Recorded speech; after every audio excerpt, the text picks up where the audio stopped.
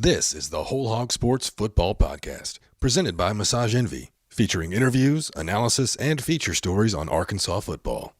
Now, from Fayetteville, here's your host, Seth Campbell.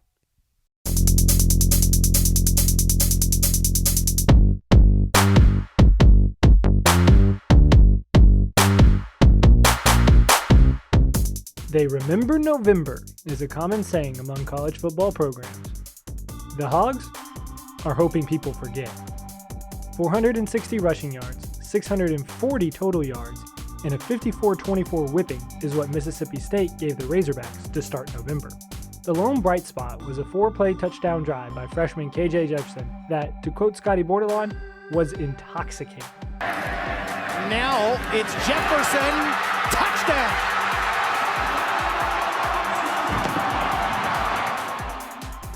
The young quarterbacks will take over now as John Stephen Jones will start against Western Kentucky and KJ Jefferson is expected to play.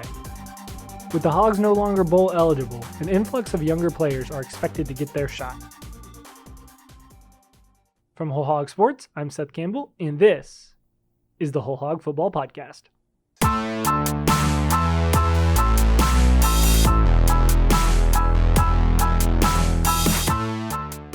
On today's show, we'll talk about former Razorback Ty Storey and his homecoming to Fayetteville.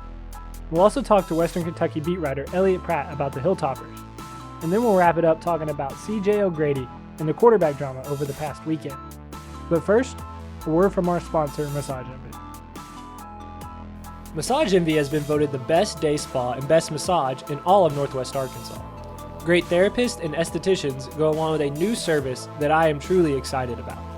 Rapid Tension Relief uses a special tool that will melt the tension and soreness away. Trust me, you will not be disappointed in the results. I highly recommend this feature along with a total body stretch assisted stretch program. Whether you are competing at a high level or just want to relax, these services are for everyone. Massage, rapid tension relief, total body stretch, deep muscle treatment massage, you choose. Or you can try any combination of those. So the next time you're feeling tight, make sure to call my friends at Massage Envy. The Arkansas game against Western Kentucky will be a business trip for former Razorback quarterback and Charleston native Ty Storey. But even if he won't say it, the motivation is there against his former team. It's obviously going to be a little different first playing on the different side, but I'm happy to be here and happy to be able to go back and play those guys. Storey was quoted as saying, "We didn't have a great year last year. So knowing they were basically trying to replace all of us, that's just kind of how college football goes. If you're not producing, someone is going to get replaced." Understanding that and talking to Coach Morris several times and understanding they were wanting to bring in more guys, we decided we should just go ahead and look somewhere else. To have an opportunity against a team that was actively looking to replace you, yeah, the motivation is there. And with the struggling Razorbacks just a 2-point favorite over their Conference USA foe, the opportunity isn't out of reach. Storey took over as starting quarterback and led the Hilltoppers to 4 consecutive victories. Then, after close losses to Conference USA frontrunners Marshall and Florida Atlantic, Western Kentucky sits at 5-3, 1 game away from bowl eligibility. The Hogs won't face an intimidated Hilltoppers team either, with Western Kentucky already having played ACC foe Louisville this year, and having secured 3 wins against the SEC since 2012. Even though he's on the opposing sideline, Storey has still reached out to some of his former teammates. Yeah, I talked to a couple of them. Actually FaceTimed a guy yesterday on the team, and I've spent 4 years with a lot of those guys, and so they're good guys, and I look forward to being able to see them this weekend. One former teammate he's talked to is newly named Arkansas starter John Stephen Jones. Yeah, he shot me a text after Alabama, told me congratulations on my first career touchdown pass. Me and Ty are really good friends, so it's going to be fun to see him on Saturday. While Storey will get to reunite with past teammates, his focus is on winning the game. We got to get a win. We just haven't been getting these last 2 weeks been rough on us. We've been in the game fighting to the end, and it just hasn't came our way. So we just got to keep grinding and try to find a win any way we can. A win is what the Hilltoppers need, according to Storey, and what the Razorbacks just can't concede. Massage Envy has been voted the best day spa and best massage in all of Northwest Arkansas. One reason is our great therapists and estheticians. Due to increased demand with our new services in both massage and skincare, Massage Envy is now looking for talented, licensed providers to join our great team. A competitive compensation package and family-like environment are just some of the reasons our providers have worked nearly 10 years with Massage Envy. Looking for a great career? Come by our clinics in Rogers or Fayetteville and apply today. WholeHogSports.com has the largest, most experienced staff of reporters covering sports in Arkansas. Football, basketball, baseball, recruiting, and more. You'll find it at WholeHogSports.com. The website includes up-to-minute news, daily commentaries, and award-winning photography from the staffs of Hogs Illustrated and the Democrat Gazette. For subscriptions, call 1-800-757-6277. That's 1-800-757-6277. Or visit us online today. WholeHogSports.com.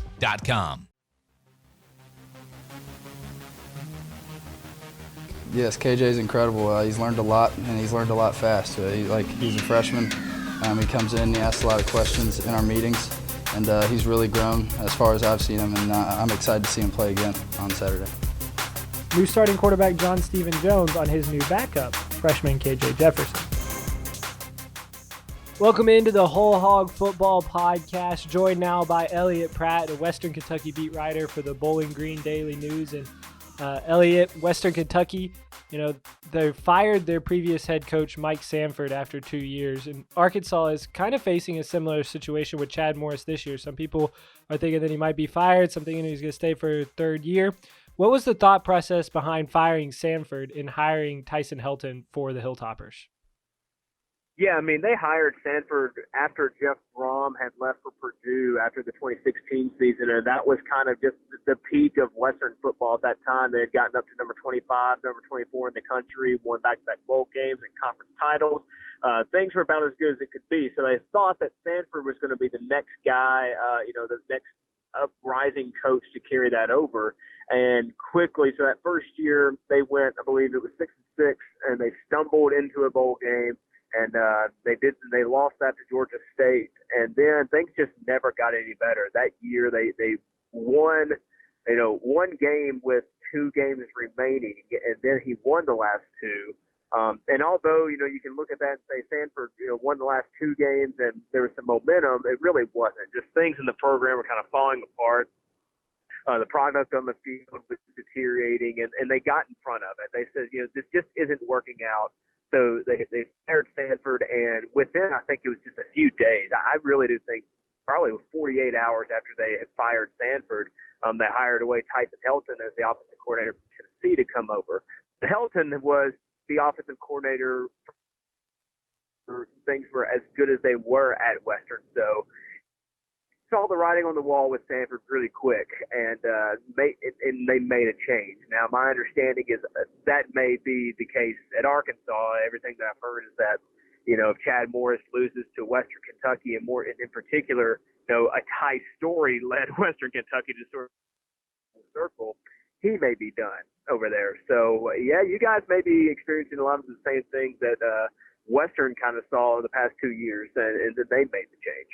Well, Tyson Helton, as we said, is in his first year, and he has improved the Hilltoppers dramatically. They're competing at the top of their conference. And so what has been the biggest difference from last year to this year for the Hilltoppers? Yeah, I think it's just a matter of how they're using their playmakers and just coaching in general. I think that we're starting to see, one, Tyson Helton's a pretty decent coach. Also, it's just validating that Sanford's time, not to say that Mike Sanford won't one day be a good head coach, but it just wasn't his time. I think he was just sort of overwhelmed with the way things went. And so what Tyson has been able to come in and do is just sort of be a sound football coach and utilize the right players, the right calling, and where they're at. They came in and, Sanford recruited well. You got to give him that. He had a really young team that he inherited. So, the guys that Tyson Helton has were experienced a bit. They started young, so now they have a little veteran. They've played some good games, and Helton got a good group of guys in there and knew how to maximize them. They started off 4-0 in Conference USA, got to 5-2 on the year. Now they've dropped 2 against some really good Conference USA teams.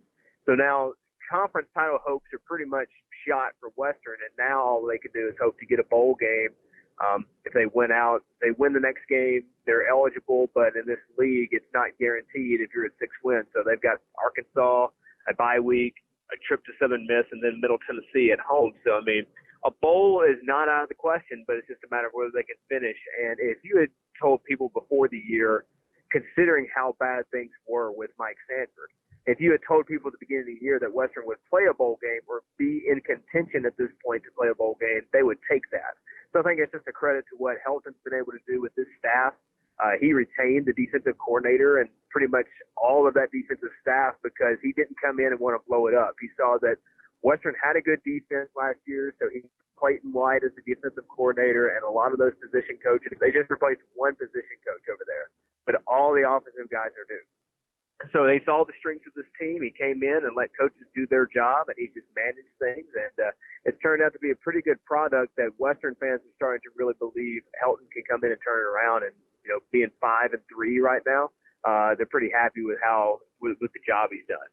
Eerily similar situations there between Arkansas Razorbacks and Western Kentucky. All right. I have to ask you about former Arkansas quarterback Ty Storey. How's the Charleston, Arkansas native done running Helton's offense? Well, Helton's offense, the big thing to understand with Helton's offense is it requires – a lot of people think that it was supposed to mirror everything that it did with Jeff Brom. Now, Western does not have the roster right now that Jeff Brom had as far as playmakers. A lot of those guys were in NFL camps and are in the NFL right now. So, and Western doesn't have that yet. Now, he can recruit and get there, so people thought it immediately that's what it was going to look like, but he's working on it. So a lot of the guys in that offense are the schemes are there, but just the playmakers, the big shot touchdowns, week by week, that's getting better. All that to say is that Ty Storey's been a part of that. So they started out 1-2. Stephen Duncan was the quarterback that beat out Ty Storey at the beginning just by a hair. I mean, Tyson Helton said that it was just sort of a gut feeling. He liked Duncan. Not to say anything about Ty, but Duncan got hurt. Ty came in and won 4 games immediately, and the offense wasn't doing anything flashy. He was just managing things. He's gained more responsibility week by week as far as being able to read defenses and make changes in pre-snap.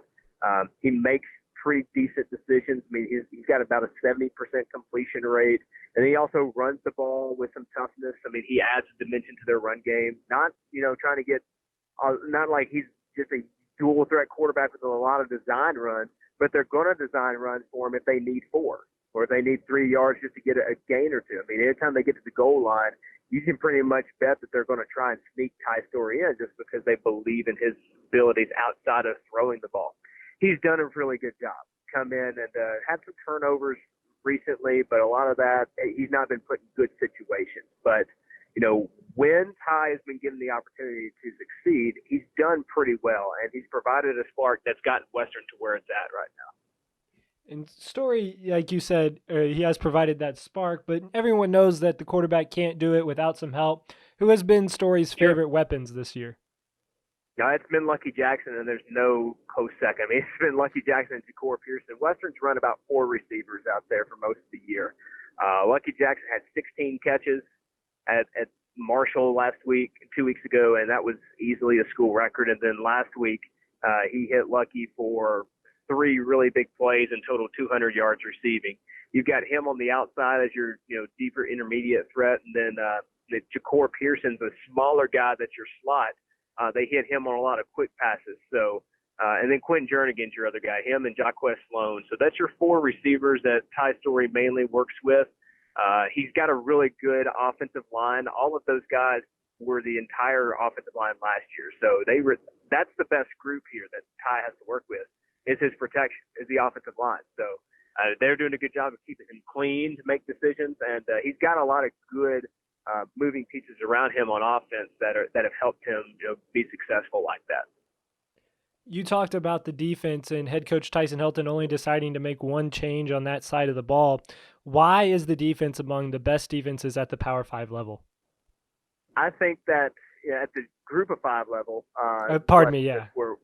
No, you're good. Well, I mean, heck, they're top 25 defense overall. I mean, even if you look outside of the Group of Five and Power Five. I mean, I think he just saw that some consistency matters, and Clayton White was doing a good job. Clayton White was hired by Mike Sanford to be the defensive coordinator, and when Helton came in and was evaluating things, he saw a young defensive group that was experienced and said, we got a good thing going here.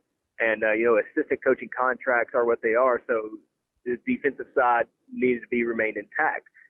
So he saw that was there and, wanted to keep Clayton White on. And what you've got is a freshman All-American defensive end in Juwan Jones. You've got D'Angelo Malone on the end, who is a very small defensive end as far as weight. I mean, he's not but like 220. I can't remember off the top of my head. I'm not looking at anything, but I think he's tall, slender guy. And but he's disruptive, and they use him a lot, not just on the edge, but if they want to blitz up the middle, they'll bring him in with the linebackers and just be a cover guy. He's one of the top defensive linemen as far as tackles for loss and sacks in the country. So they've got a good secondary too. So Clayton White, retaining him, I think, is the coaching move and the best move that Tyson Helton could have made, because this defense, they're riding it. There were times when this offense was struggling. Like I said, they're just trying to really get it going with some new guys to do that. They were able to really lean on that defense for a portion of the early schedule so that the offense could keep going. If Western could hold a team to 14 points, they had a good shot at winning because that defense is going to do it. So this has been a really good defense. I'm interested to see how they do against Arkansas. I know the Razorbacks are what they are right now, but at the end of the day, that's still SEC talent over there, and that this defense is going to have an opportunity to really put on some good film and showcase how good they really are. Yeah, they do have a good opportunity. So before I let you go here, Elliott, what do you think their game plan will be against Arkansas, who is starting their 6th quarterback over the last 2 seasons? I mean, every quarterback is kind of different. They bring some different things. I know that Jefferson last week at the end of the Mississippi State game provided a little bit of a spark. So not to say, however Chad Morris wants to use him, but I know they're starting a new guy in there too. But if anything Western has been good at, it's been dominating the line of scrimmage. And if they can get back there and disrupt some things, they've done a really good job at stopping the run. It's really been big plays that if you're going to hurt Western, that's what you've got to do. But in order to get those big plays off, your quarterback has to have a chance. And I don't think this defensive line has any plans of giving whoever is back there at quarterback a chance. They've done a good job of getting there and applying some pressure. So they may be bringing the heat early. We're going to talk to defensive coaches today. And, of course, they don't just give you the game plan, but you can get a good idea of, what they're feeling good about right now. And I would expect this defense to come out and really apply some pressure on that quarterback and disrupt some things. And it could be a good day for them. Offensively, it just depends on how the run game gets going and whether Ty's got some vendettas against his home state.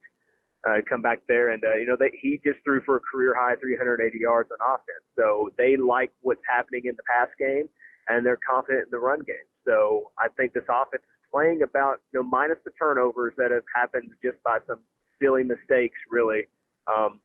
The offense for Western is starting to function pretty well, and I think you could see some balance there. It just depends on what Arkansas gives them first and what they go with. Elliott, thank you so much for joining us today. Great insight all the way around. All right, thanks for having me. That's Elliott Pratt, Western Kentucky beat writer for the Bowling Green Daily News. Make sure to check out his stuff online.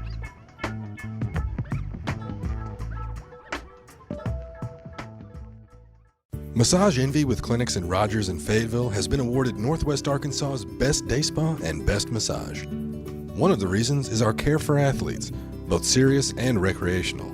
We now offer rapid tension relief sessions using a high-caliber vibrating tool and total body stretch sessions like the ones used by the PGA. Both of these new services can be combined with the always popular deep muscle treatment. So whether you compete or just want to relax, there is no place better than Massage Envy. Want more coverage of your home team? Download the WholeHog Sports Video on Demand app. Check out the Fan Zone and get up-to-the-minute videos, podcasts, and features on football, basketball, baseball, recruiting, and more. Search for WholeHog Sports on Apple TV, Roku, and Amazon Fire at home. And take it with you on the go by downloading it for your mobile device in your app store. The WholeHog Sports Video on Demand app. Get it today.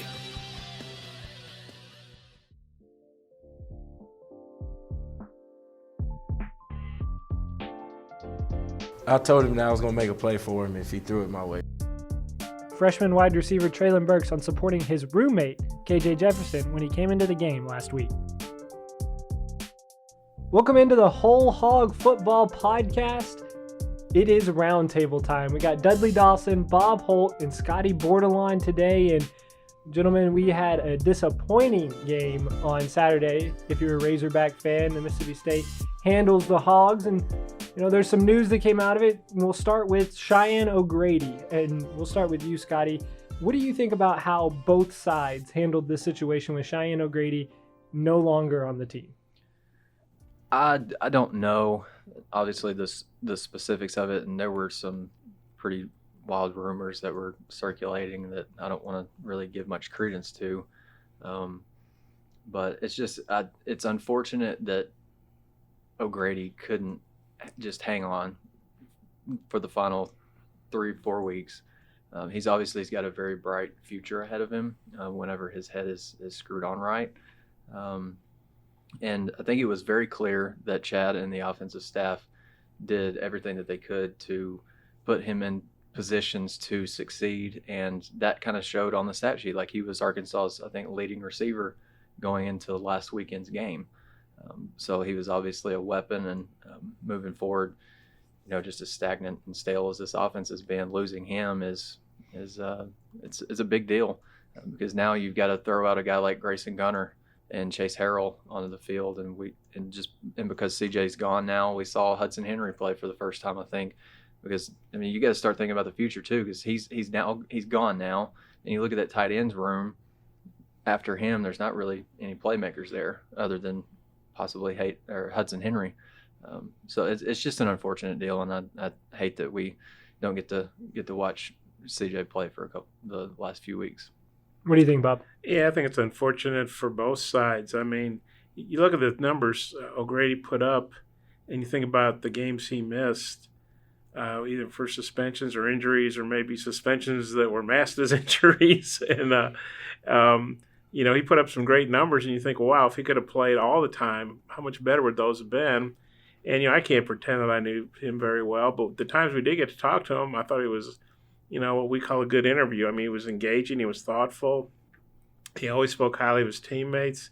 We talked to him after the Alabama game, which obviously was a bad loss for Arkansas, but he set the tight end receiving record. At least he got to do that before this happened. But he was very complimentary of John Stephen Jones, and he said all the right things. And, obviously this isn't a Chad Morris and his staff thing. Brett Bielema had, suspended O'Grady at times. Like I say, I can't pretend I know him very well, but I certainly don't see him as a bad person. He's a great player. But I think this obviously hurts his draft stock, and it definitely hurts Arkansas. Well, I have known him for a long time. I've known him since about when his dad, Larry Marks, and his mom brought him into this world, and have watched him grow up, watched him flourish as a football player. This will sound like an oxymoron, but he's a great kid. But he's always been very immature and irresponsible. And he and I have talked about that many times. I did a Hogs Illustrated article this year, and he stressed that he had grown up and that he knew what he was doing, and how much he thought tight ends coach Barry Lunny had done to push him and the other coaches. But it just always comes back to your actions. And I believe it's around 7 times or something that he has not played because of suspension / injuries. And like Bob said, I know full well that at least a couple of those suspensions have been designated as injuries, including earlier this year. He has immense talent. When you're 5'9" and let's say 160, that's what I was in high school. I'm nowhere near that now. But, and you look at somebody who is a physical specimen, who has the chance to do anything he wants to and get in the NFL. It blows your mind. But at the same time, I see 2 trains of thoughts here. Now, obviously, some people will say he's protecting himself for the NFL. I would think, as Bob mentioned, that his draft draft stock has gone down because of this. I've already had an NFL scout call me and ask me questions about the situation, some of which I could answer, some of which I couldn't. But it really disappoints me. And you can either say he's protected his draft stock or he quit, which is what is being couched as, other people. And you still have a third segment of people who are saying this is Chad Morris's fault because, whether the rumors are true out there or not, people right now are just looking for something to bash Chad Morris with because of the record on the field, because he apparently didn't play the right quarterback, all that.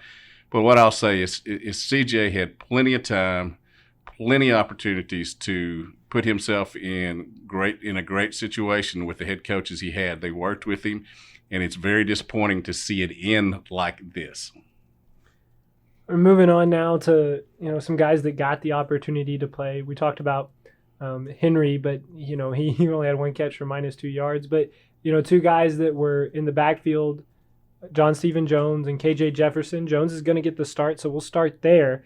What do you want to see from JSJ in his first start against Western Kentucky, Bob? Well, yeah, I want to see how he does in that starting role because, he did a good job moving the team against Alabama and Mississippi State, but he came into the game when it was already out of hand. So I'd like to see how he does from the get-go with it being 0-0 or, if Arch has to kick off, they may be behind the way things have been going. I don't know. But anyway, it'll be a close game when he comes in there. So I'd like to see how he does in a close game, see how he runs the offense, see how he does in terms of if he needs to do some checks or making sure they're aligned up right. Because he's got young, even though those freshman receivers have played more than he has, they're still young guys. So can he kind of do the things that Ben Hicks could do in terms of being an older guy that understands the offense? The only drawback to John Stephen Jones, and I had a chance to watch him play in high school, and obviously I've watched him practice and play in these games now, is that he's 5'9", maybe 5'8". I don't know. When I've talked to him, I'm standing toe to toe with him. So it's being vertically challenged is his only thing that I think is going on right now. Or is it horizontally challenged? Is it vertically? He's just not as tall as vertical. Yeah. Okay. I don't think he's that other one, but. I think he's a quality quarterback. He makes good decisions. He led his Highland Park to 2 straight state championships, and the touchdown to interception ratio was big time. So I'm happy to see him get the chance. I know there are a lot of people out here who think he's simply here because his grandfather and father played at the University of Arkansas, and because they are big boosters, and that probably is in there somewhere. But I do think he's got talent as a quarterback. He's just challenged height-wise. I look forward to seeing how he plays from the start this week. I know there were a lot of people who took KJ Jefferson's magical 4-play drive and we're ready to insert him in there. But I don't see that John Stephen Jones has done anything to be bumped out of the number 3 row, while at the same time you're now in the latter part of the season. So both of these guys need to get reps so you can see what you have. Yeah, you mentioned Highland Park, and I guess on our message board this morning, someone posted the video of Highland Park's state title game against Manville. And that was an incredible game, and John Stephen was electric in that game. And I think he's got these state championship game passing record regardless of classification, and so that tells you kind of the heart, and Chad says this all the time, the grit and the toughness that he shows. And I expect him. I think in the Alabama game, 6 of his 7 passes were at or behind the line of scrimmage. This past week, 4 of his 9 were beyond actually 8 of his 9 passes were beyond the line of scrimmage. So you're starting to see them maybe taking some baby steps toward the downfield passing game, and I think that's what you've got to see from him, because I think teams might sit on those swing passes to running backs, which they were actually pretty effective with against Alabama. I just want to see how he commands the offense, just keep the ball out of harm's way. I think Ben Hicks, I charted him with 4 inaccurate balls and 2 other interceptable passes, and that doesn't include the pick 6. So he's got to keep the ball out of jeopardy. Western Kentucky likes to sit on the ball, like they're top 25 in terms of time of possession. So Arkansas's got to value the ball, keep it out of Ty Storey's hands, and just move the ball down the field. And I think we've seen on a couple of occasions John Stephen is very capable of that.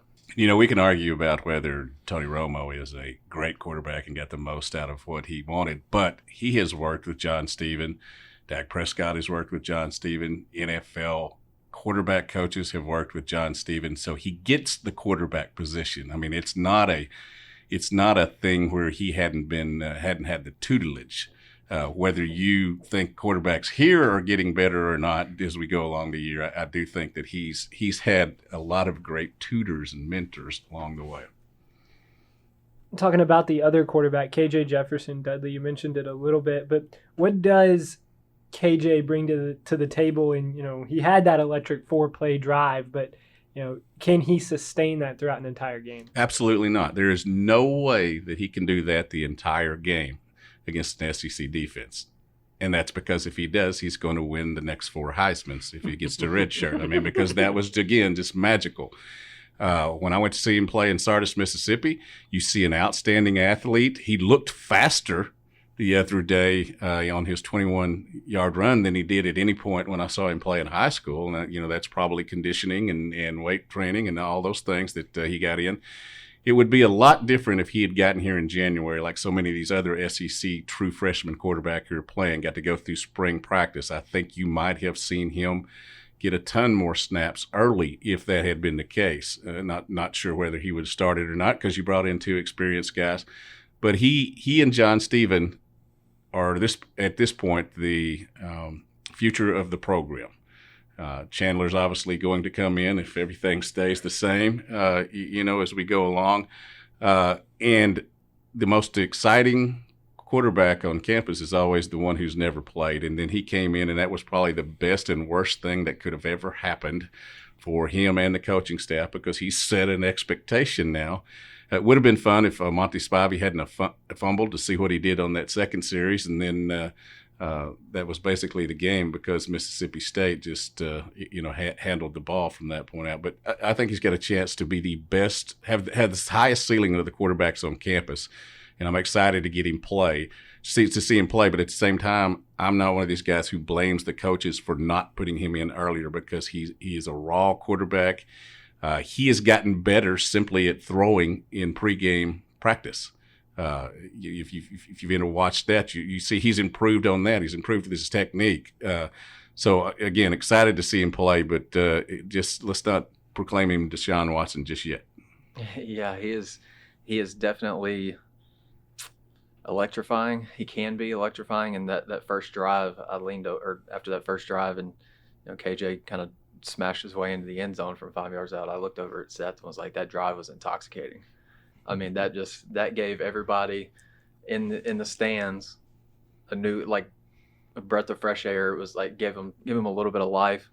I really liked, and I think Chad and Joe Craddock have talked about it. He's pretty natural with the RPO game. Like, I think he's pretty effective there.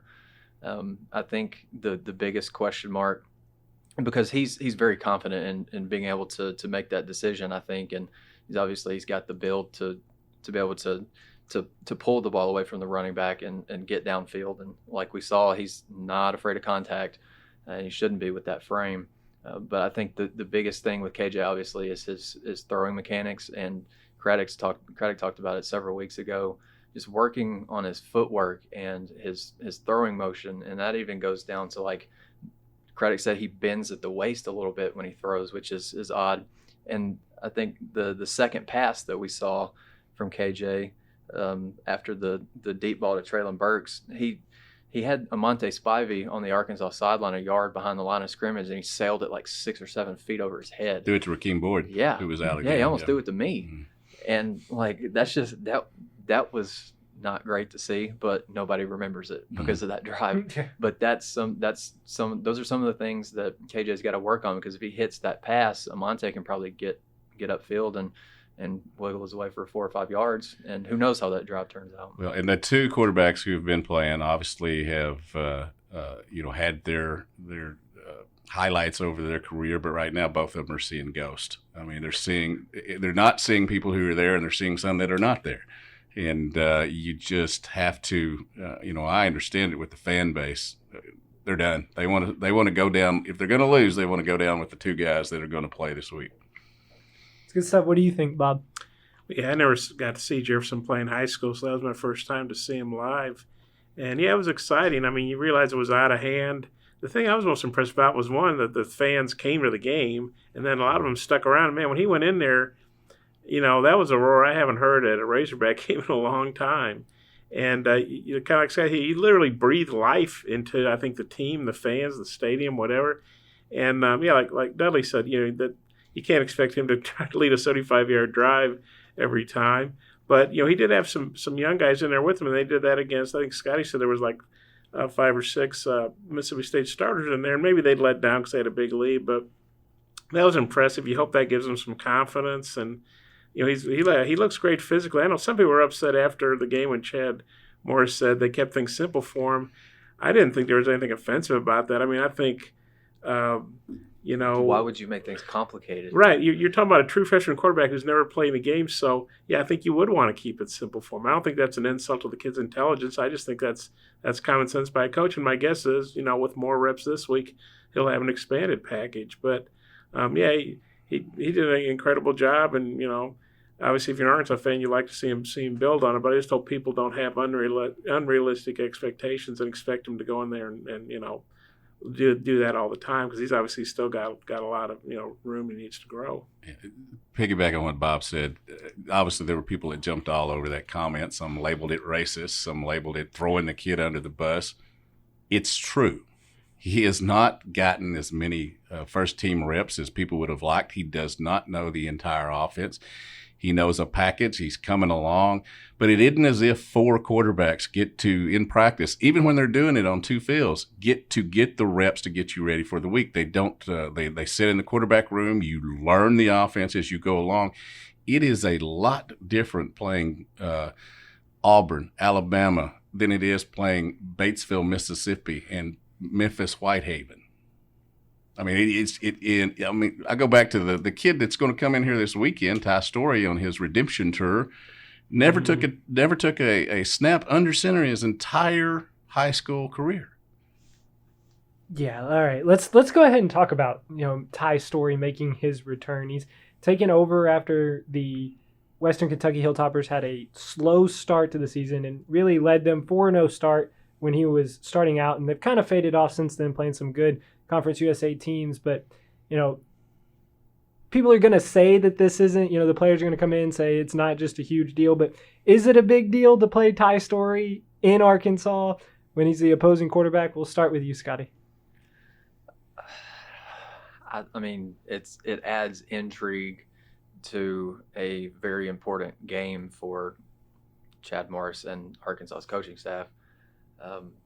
The relationship that they had last year, and the fact that, you know, Ty didn't win a single game at Arkansas as a starter. I think he was like 0-9, if I'm not mistaken. So the fact that he could come back here and win a game in Razorback Stadium and potentially put the final nail in the coffin for the coaching staff, potentially, I'm not saying it's going to happen, but it's certainly a possibility. If Western Kentucky wins, that adds a lot of intrigue. I remember I asked, I think it was Scooter Harris and Sosa a game after the game last Saturday. I think they're kind of both excited to see Ty again. I don't think they have any reason to not like the guy. He literally gave his, I don't know, he might have CTE for all we know after the beating that he took last year. Like he was tough, and he like did not come out of a game unless he absolutely had to. So I don't think these guys like have any reason to dislike him. But they're going to set all that aside for this weekend, because whether Chad says this weekend is no different than any other game, it certainly is different. What do you think, Bob? Yeah, I think it's a huge thing. It adds, you know, some drama to a game. You know, you have 5-4 Western Kentucky playing was a 2-7 Arkansas team. You know, not exactly the game of the week in the SEC, but it, and you know, Ty Storey, like Sky said, I mean, he. You can say what you like about his skill set, and you know, he didn't win a game. I think if he could have stayed in the Ole Miss game, they would have won that game in Little Rock. But he was tough as nails, and you know, Chad said the other day that they wanted him to stay, I don't, Ty might say, we're looking to bring in these other guys. I want to go somewhere I feel like I've got a better chance to be the starter. I don't exactly know all what all went on there, but he was always a good kid to deal with, and he's played really well at Western Kentucky. Yeah, if he number one, Western Kentucky beating Arkansas would be bad enough, but if they do it with Ty Storey, the former Arkansas quarterback, that would just be disastrous, I think, for the Arkansas coaching staff. Whatever word you want to put on it would not be good. I'm always curious about how quarterbacks get better once they leave Arkansas. And I'm not saying it's coaching. I'm saying that as they get farther along from their careers and Arkansas doesn't play as well as quarterback, Brandon Allen was suddenly a fantastic quarterback when the fans used to waylay him. Obviously, Ty Storey is a better quarterback, not because of anything he's done at Western Kentucky, but because the other two did not play as well here as people thought they would. So many people on our board talked about how the quarterbacking was going to get better, and I was one of those. I thought that it would get better. It has not. I didn't think it could get much worse. Yeah, that's the deal, Same way with the offensive line. He will likely have the cleanest pocket he's ever had at Reynolds Razorback Stadium on Saturday. That's just as simple as I can put it. He threw for 380 yards last week, 2 touchdowns and 3 interceptions. So obviously that's something that you look at. But he's a great kid. He put his life on the line for the Razorbacks. He could have gone anywhere else, came here, hung in there when he wasn't getting to play, almost transferred to Oklahoma State. But when they hired Morris, he wanted to give him a chance because of the reputation with quarterbacks and all that. And then I clearly, I don't think they ran him off. I think they tried to over-recruit the position, which is what you have to do as a quarterback. You should go out and try to find a better player than Traylon Burks. I mean, that's the whole thing you're doing here. You should go out and try to find a better player than Ty Storey and Cole Kelly. That's what they were trying to do. That obviously didn't work out. But the optics of this situation on Saturday are, in the perception of things, if Arkansas loses to Western Kentucky, who was beaten by UCA, and with Ty Storey at quarterback, it's the Waterloo, man. I mean, people are going to be around saying that the Custard was sitting there saying these look like friendly Indians and all, But the optics are going to be really bad, and it is a game you just have to win. It might not stem the tide, but if you lose it.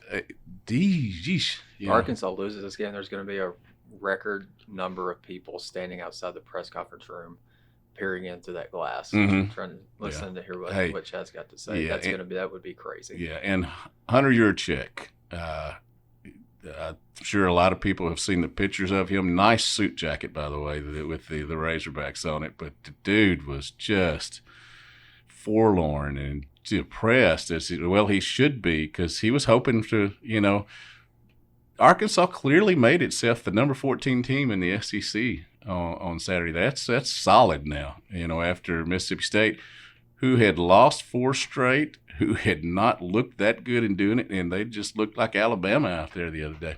Yeah, I forgot about Western Kentucky losing to UCA. No offense to UCA, they've got a really good program, and I know they're ranked in the FCS ranks, but yeah, man, that would just add to it even more. I mean, yeah, that's just, you can't imagine a worse scenario than losing a Western Kentucky team that lost to UCA with a former Arkansas quarterback. Well, Cole Kelly playing at Texas, maybe that's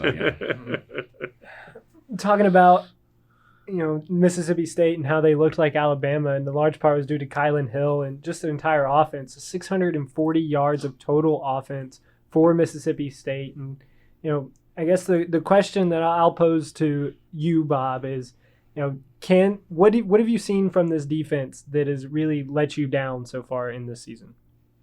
Well, just a pretty much total lack of resistance in a lot of games.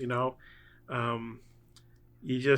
realize they're not the greatest defense in the world, but I mean, John Chavis, he's been a defensive coordinator in this league for a long time. He's had a lot of success. He obviously had a lot better players at Tennessee and LSU and A&M than he has here, but to just basically look like a high school defense against some of these teams. Now they've had other games where they played pretty well, but they always seem like at the end, like San Jose State, which I think last time I looked, they gave Boise State a good game. I'm not excusing that Arkansas lost to them by any means, but they fell behind that game, San Jose 24-7 at halftime, and then the defense does a good job in the second half. They get to a 24-all tie with I think less than 2 minutes left, and then San Jose State just goes down like they're running a drill against no defense. And that just has happened. That's the thing to me that's been the most disappointing about this defense is time again when they've been in position to win a game, they give up a big drive, whether it's Ole Miss last year, Colorado State last year, San Jose State this year, A&M this year, Kentucky this year. When they need to get a stop, they just can't do it. One thing before I delve into that I forgot to mention, if Ty Storey and Rakeem Boyd stay healthy against Ole Miss and Arkansas wins that game, as they should have, would everything around here be better? Would Ty Storey still be the quarterback? Would the coaches be on firm footing? You look back to games like that and you just wonder, but that's not what happened, and so here they are. As far as the defense, John Chavis has forgotten more about football than I will ever learn. But whatever's happening is just not working. And I believe there's some talent on defense, but I also believe there's just some scheme things that I don't understand. You played 2 linebackers the other day when they're just running all over you. And I know you've got at least 3 healthy linebackers over there. And in fact, their coach and their players talked about how they took advantage of that. And that's one thing I want to say.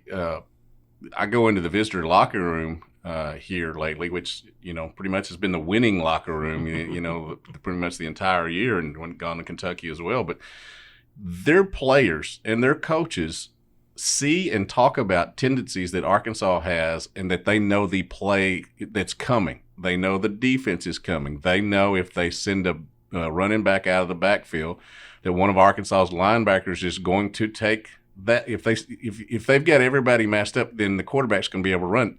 The strategy the other day wasn't for Tommy Stevens to take off running on these quarterback draws and everything. He just read the Arkansas's defense.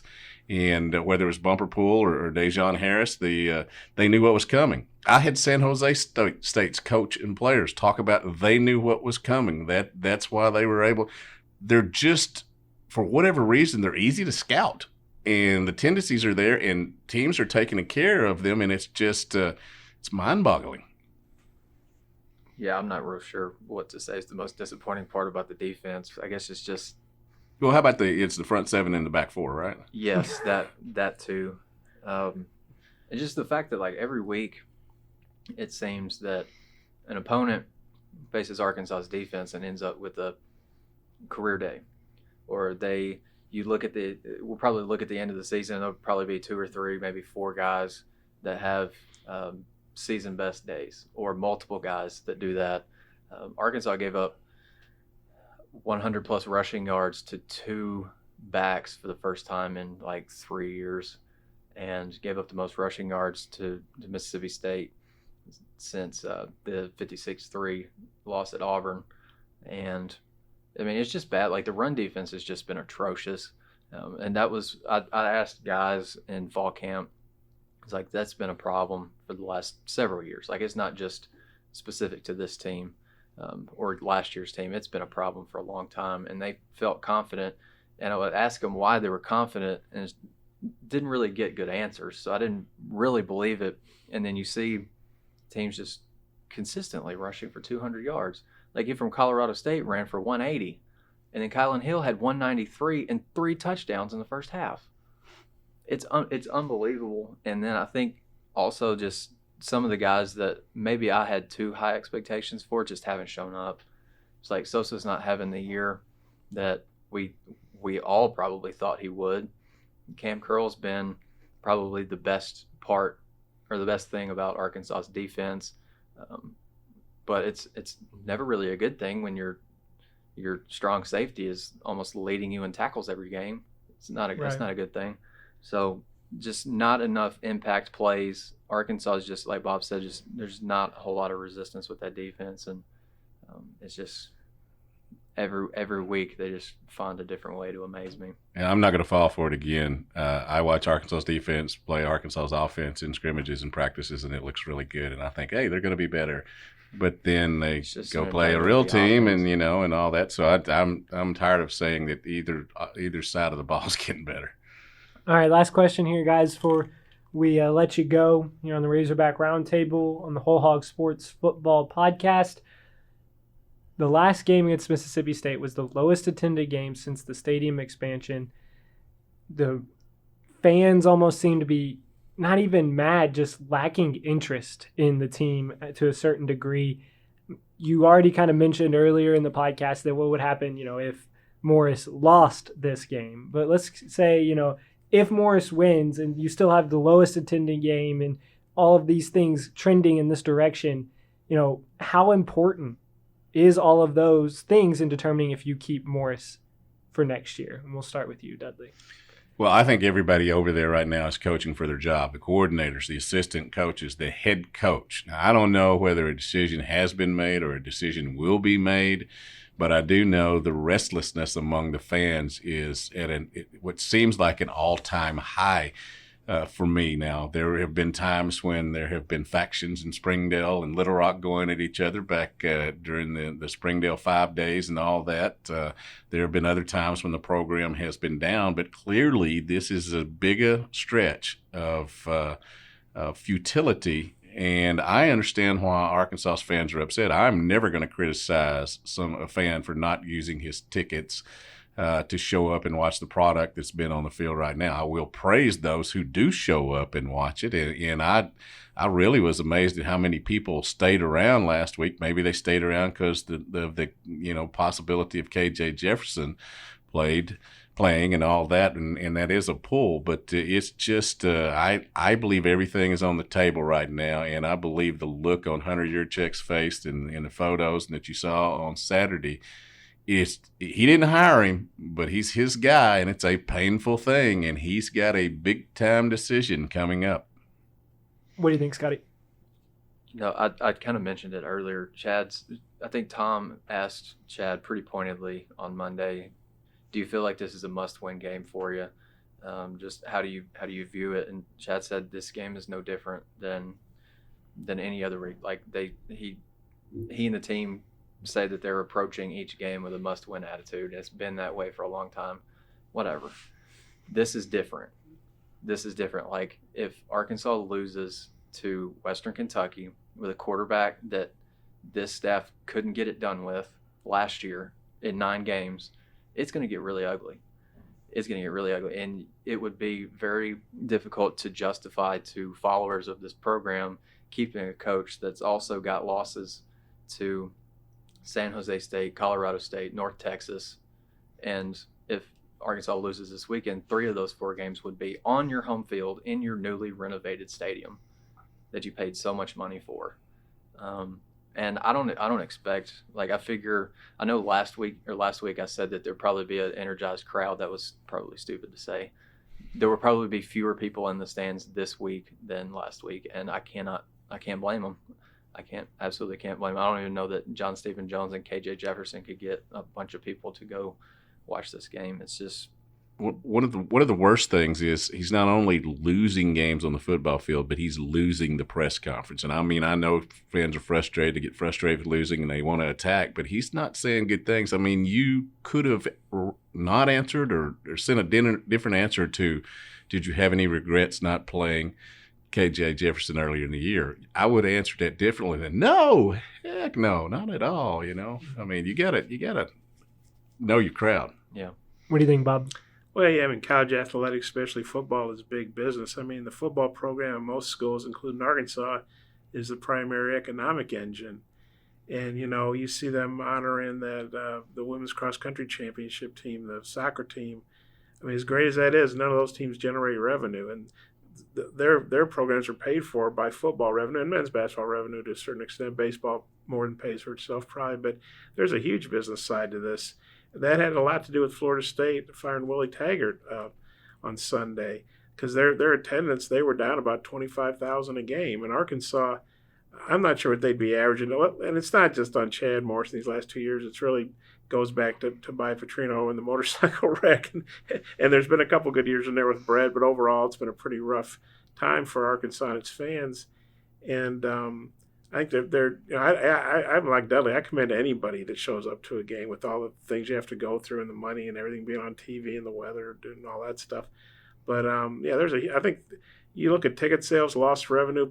I'm sure they're hearing from people saying we're not renewing our skyboxes, we're not giving donations, we're not going to renew our season tickets. And you talk about a big buyout, and can you afford to make a coaching change? If you're talking about losing millions, literally millions of dollars every year, can you afford not to make a change?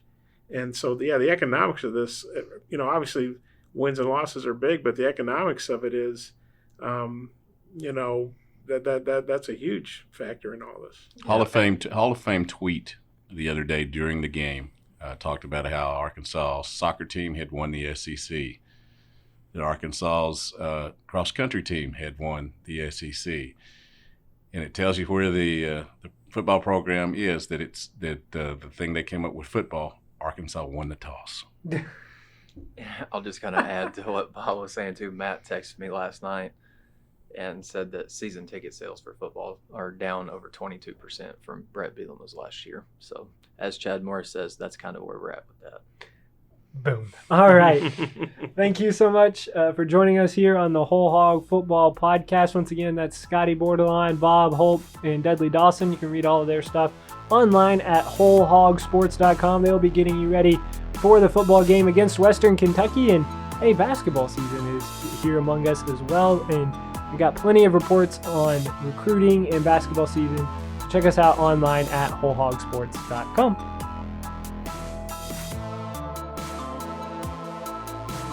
The Whole Hog Sports Football Podcast is produced and edited for airship by me, Seth Campbell.